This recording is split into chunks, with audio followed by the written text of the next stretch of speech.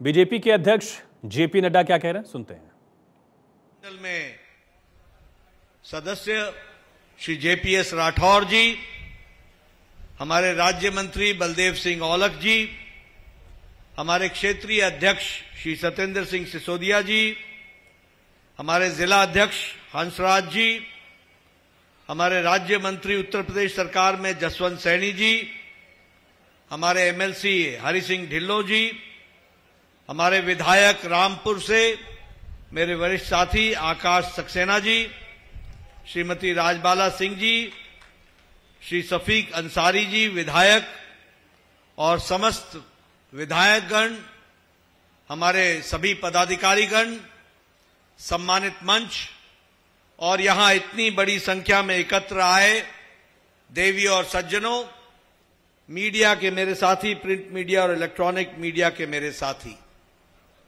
मैं जब यहां रामपुर में आया हूं तो सबसे पहले तो यहां के प्रसिद्ध भमौरा के हमारे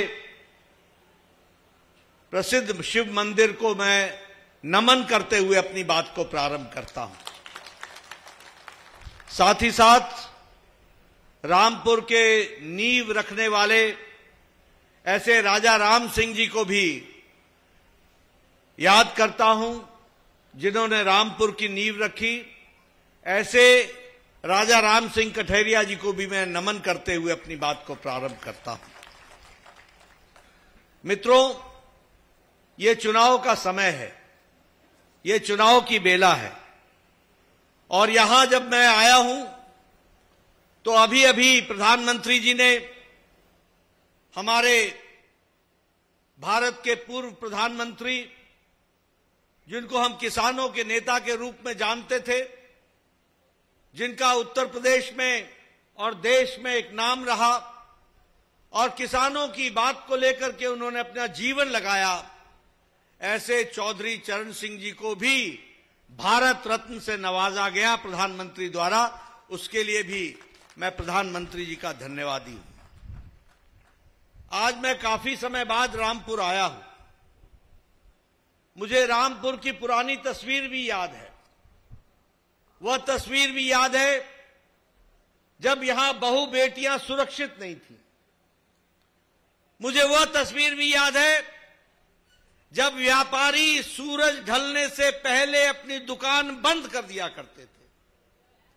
मुझे वह तस्वीर भी याद है जब यूनिवर्सिटी कॉलेज में जाने वाला बच्चा भी और हमारी बेटियां भी जब तक घर में सुरक्षित न पहुंच जाएं तब तक मां बाप की धड़कन धड़कती रहती थी। यह परिस्थिति भी देखी है और आज का, उस समय का माफिया राज भी हमें याद है।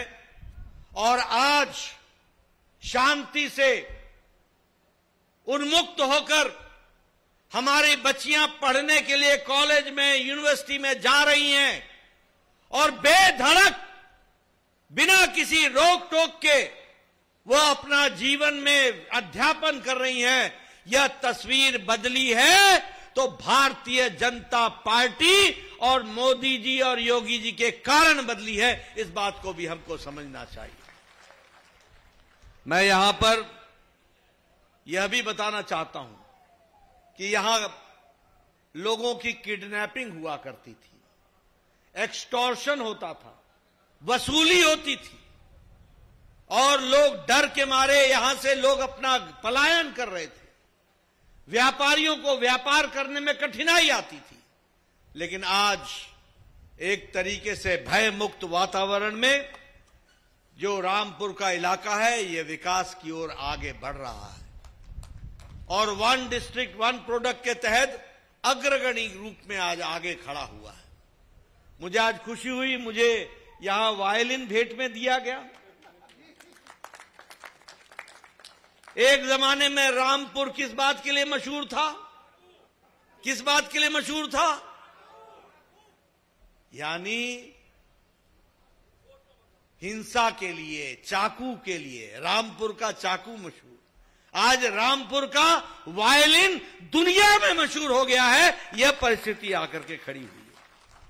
मित्रों, मैं घनश्याम लोधी जी के लिए आपसे समर्थन मांगने आया हूं।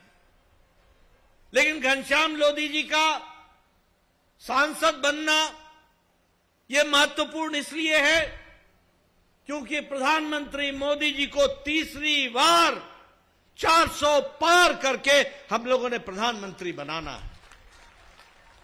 और यह चुनाव घनश्याम लोधी जी का नहीं है, यह देश के विकास का चुनाव है, यह देश को विकसित करने का चुनाव है।